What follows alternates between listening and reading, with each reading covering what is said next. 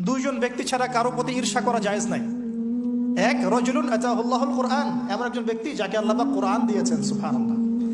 ইয়াকুমু বিহি আনা আল-লাইল ওয়া আনা আন-নাহার, যে কুরআন কেন্দ্রিক, সে দিনের বেলা আমল করে, রাতে তাহাজ্জুদের নামাজ পড়ে। আরেকজন ব্যক্তি রাজুলুন আতাহুল্লাহু মালান, একজন ব্যক্তি যাকে আল্লাহ পাক সম্পদ দিয়েছেন, ইউনফিকু বিহি আনা আল-লাইল ওয়া আনা আন-নাহার, এই টাকা পয়সা মাল সম্পদ ইসলামের জন্য সে দিন রাত খরচ করে। এই দুই ব্যক্তি ছাড়া অন্য কারোর প্রতি ঈর্ষা করা জায়েজ না। আর এগুলো হাদিস তো অনেক শুনেছেন, প্রত্যেক হরফে 10 নেকি করে পাবেন। কোরআন আপনার পক্ষে সাক্ষী দিবে। সূরা বাকারা, যে ঘরে তেলাওয়াত করা হয় সূরা বাকারা, শয়তান সেই ঘর থেকে দূর দূর করে পালিয়ে যাবে। সূরা আলী ইমরানের শেষের 10 আয়াত মুখস্থ করবেন, সূরা বাকারার শেষের 3টা আয়াত মুখস্থ করবেন, সূরা হাশরের শেষের 3টা-4টা আয়াত মুখস্থ করবেন, সূরা কাহাফের প্রথম 10টা আয়াত মুখস্থ করবেন, সূরা কাহাফের শেষের 10টা আয়াত মুখস্থ করবেন। এরকম অনেকগুলো সূরা আছে, সূরা ফালাক, নাস, ইখলাস, সূরা ফালাক, নাস, ইখলাস, কাফিরুন ইত্যাদি।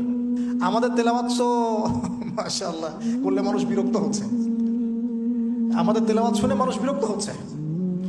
তো আল্লাহর ওয়াস্তে আমি একটু রিকোয়েস্ট করি সবাইকে, আল্লাহর ওয়াস্তে আপনারা সবাই বিশুদ্ধ করে তার তিলের সাথে কোরআন তেলাওয়াত করা শিখবেন ইনশাআল্লাহ।